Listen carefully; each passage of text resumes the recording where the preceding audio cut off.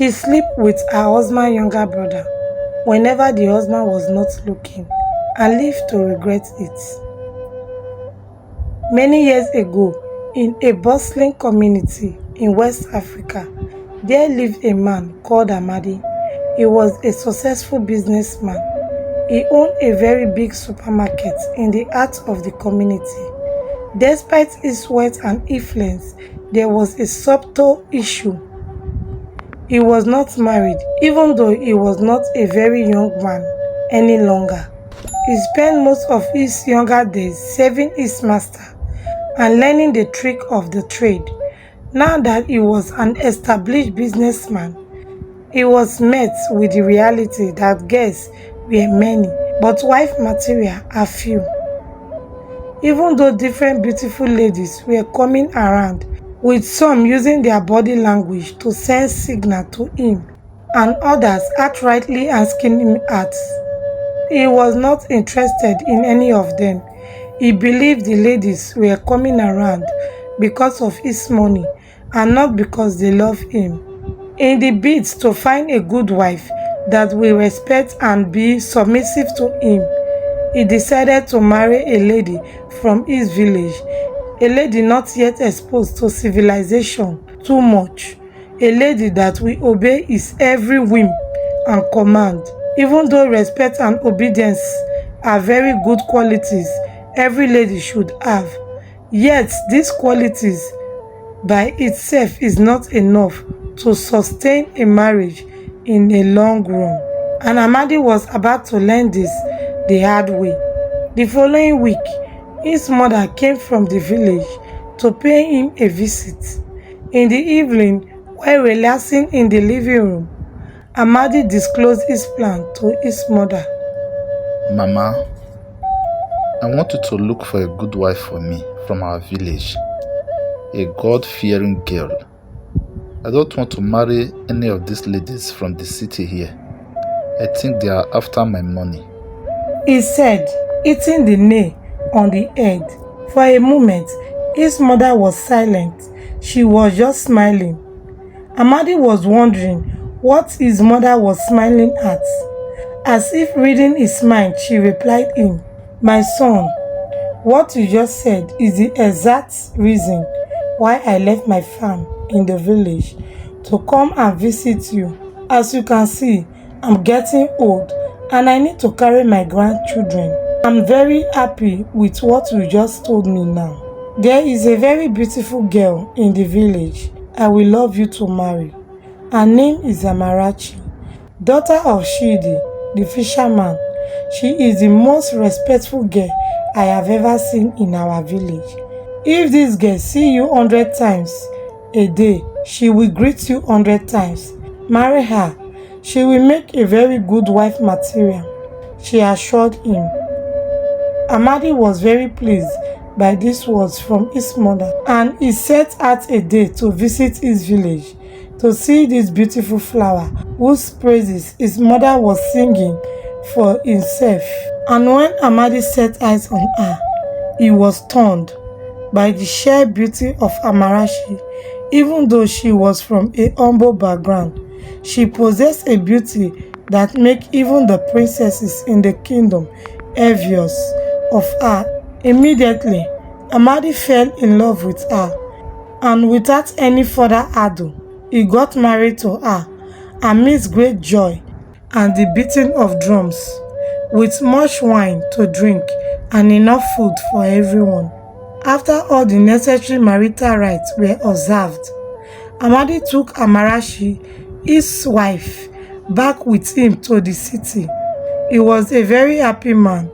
When he got home, he bought more drink, and his friends, business colleagues, and well-wishers all joined him once more to celebrate his accomplishments. And to Amadi's pleasant surprise, Amarachi was the true definition of everything the mother said about her. She was a very respectful and submissive wife. Every morning before 5 a.m., Amarachi will wake up to prepare breakfast and lunch. Amadi will take to work and eat in the afternoon. By the time Amadi wake up, By 6 a.m., warm bath water will already be in the bathroom for his bath, and his breakfast already on the dining table. After work, Amadi was sure to return home to a warm welcome from his beloved wife, and meet his home in a very neat state and his dinner already on the dining table. This made him very happy. Amarachi had all the quality he needed in a woman, and he was grateful he had followed his mother's advice. Not knowing that below all these good qualities of Amarachi, there lies a weakness that will leave destruction in its wake. You see, whenever Amadi serves it hot to Amarachi, after the first round, he will be satisfied and sleep off. But Amarachi wants him to serve it hot to her multiple times throughout the night before she will be satisfied. Well, this was going to pose a big problem because Amadi did not have that extra stamina, and after working long hours throughout the day, he was usually too tired to even touch her every night. Amarachi had an excessive urge, and Amadi obviously was not just equal to the task of quenching her extreme taste in the other room. This made her very angry and unhappy. Even though she was not happy with his performance, she kept her frustration and anger to herself. But as the days turned into weeks, Amarachi just could not keep her desires all to herself, and she decided to confide in her mother. So with her husband's permission, she paid her a visit in the village. Her mother was very surprised to see her since her marriage was just a few weeks old. She was deeply concerned. "My daughter, what is the problem? Is everything okay? How is my in-law?" She asked all those questions at the same time while meeting her at the entrance of their home. Amarachi smiled. She knows her mother very well. She will not rest until she satisfies her curiosity and find answer to all her questions. "Ah, Mama, at least allow me come in first now. As you can see, I'm very healthy and in good hands, and your in-law is fine. He sent his greeting," she told her while stepping in. With this reassurance from her, she felt at ease and welcomed her home. That evening, Amarachi told her mother everything bothering her. "Mama, I'm not happy at all. As you can see, I'm looking very good because my husband is taking very good care of me. But that aside, I'm an unhappy woman," she said in a low tone. "My husband is not satisfying me in the room at night. Immediately he jumped on top of me. Before I knew what is happening, he is done. And he will doze off almost immediately. And he don't touch me more than 4 times in a week.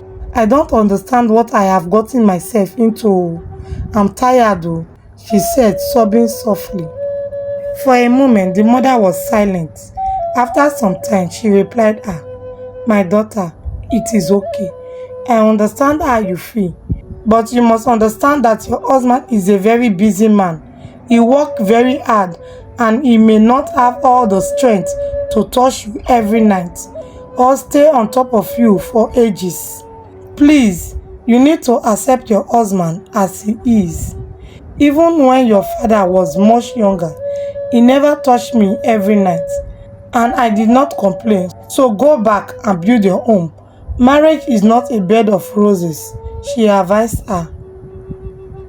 "And also don't forget the custom of our people. You don't demand kerewa from your husband, otherwise he may see you as a loose woman and pursue you out of his house. So my daughter, be guided. Don't bring disgrace to this family," she cautioned her. Amarachi, though not satisfied with her mother's advice, promised her she will put out her best behavior and build her home. With this, she left back for the city the following day. All was going fine for Amarachi and Amadi. Even though he was not satisfying her in the other room. She kept her mother's words in her heart and pretended as if all was okay. Well, up until something happened that will change the course of their life forever. Everything started going south quickly from the moment Amadi brought in Shika, his younger brother, to start staying with them and learn the secrets of his trade from him. You see, among the Igbo tribe of Nigeria, there is what is called the apprenticeship system, whereby you will learn how to trade from a master for a couple of years, and in return, he will establish a business for you as a reward. This system is still in existence till date and have placed this tribe among the richest in the world today. Initially, there was no problem in the home since Shika was a very respectful young man, even though he was at the same age bracket with Amarachi. He never treated her as his age mate, but rather always treated her as the mother of the house and accorded her the respect she deserved. Before following Amadi to the shop in the morning, he will volunteer to assist Amarachi with some of the house chores, like filling all the buckets in the house with water and sweeping the house. This extra hand greatly relieved Amarachi of the strain of taking care of their big house, and she was very happy. Even Amadi noticed the extra effort Shika was putting into working for him. He decided in his heart to reward him greatly when the time was right, not knowing big problem was just around the corner. Even though Shika was very obedient and served both Amadi and Amarachi with all his heart, Amarachi on her part was starting to feel some strange attraction towards Shika. Apart from being a vibrant young man, he also possessed a very fine physique that can melt the heart of any woman, and Amarachi was having a tough time focusing solely on her duty as a wife. In the morning, while helping her with some of the house chores, Shika wear very minimal clothing which exposed most of his body. Even though he was innocent and had no intention of tempting her, Amarachi could not help but notice some funny and inappropriate ideas running through her mind. Mental pictures of how he will feel like on bed keep running through her mind, but Amarachi, trying to be a good wife, quickly brushed those dark ideas from her mind and focused all her attention on her husband. All went well for some time until something happened. It was very early in the morning. On this fateful morning, Amarachi was up doing her morning chores as usual, but Chika was nowhere to be found, which was rather unusual since he always wake up very early too to assist her with some of the housework. So she assumed maybe he overslept and she decided to go wake him up. At the door of Chika's room, she tapped on the door gently for a couple of times but did not get any response from him. Thinking maybe he was fast asleep, she gently pushed his door open, and there and then she was met with a sight that made her stop in her track. Indeed, Chika was fast asleep, but what shocked her was the second thing she noticed. Even though Chika was asleep, his Odogu was standing at attention, and the sheer size of it made Amarachi's jaw drop in shock and surprise. Hey, before we jump right back into this story, today's warm up goes to Miss Amaka, watching from Delta State, Nigeria, and Miss Valerie, watching from Queens, New York. Thank you so much for the love and support. Please, where are you watching from? Type it in the comment section so I can send you a hug in our next episode. Also, don't forget to subscribe to Anita Chocolate. Alright, back to the story. Chika was so endowed. The sheer size of his Odogu made her jaw drop in awe and shock, surprise and a bit confused at the sights that greeted her eyes. She quickly closed the door behind her and left the room. Back at the living room, she could not just believe what her eyes saw. So right there and then, throwing all caution to the wind, she made up her mind to have a taste of Chika no matter the consequences. Amarachi just could not wipe the thought of what she saw in Chika's room out of her mind, and she deliberated within her heart on the best way she could get Chika into her bed without raising her husband's suspicion, even though she knew that according to the tradition of the land, a married woman's infidelity comes with several complications and grave consequences. She kept to her resolve to have a taste of Chika. Even though she had this desire, the avenue to perpetrate the act was not just readily available because Chika was never at home with her alone. He spent most of his days at Amadi's shop attending to customers. This made Amarachi very unhappy, and as the days crawled by, her desire to test Chika's Odogu also grew worse, which made her sad and unhappy, but she kept her frustration to herself and waited patiently for the best opportunity to strike. And sure enough, the opportunity soon presented itself. On this fateful day, Chika was at the supermarket working for his master as usual, but then he started feeling dizzy and weak. Suspecting maybe he had overworked himself, Amadi sent him back home to rest for the day, and this was the perfect opportunity she had been waiting for. Back at home, Amarachi was very happy that he came back early, and immediately she prepared pepper soup for him to drink so he can gain his strength back while resting. Chika was glad because of the care and kindness he was receiving from Amarachi, not knowing something else was coming for him that day. While Chika was in his room resting, Amarachi was making her plans. She took a bath, changed into a revealing nightwear, sprayed some expensive perfume on, and went into Chika's room. Chika was surprised to wake up to see Amarachi beside him on his bed.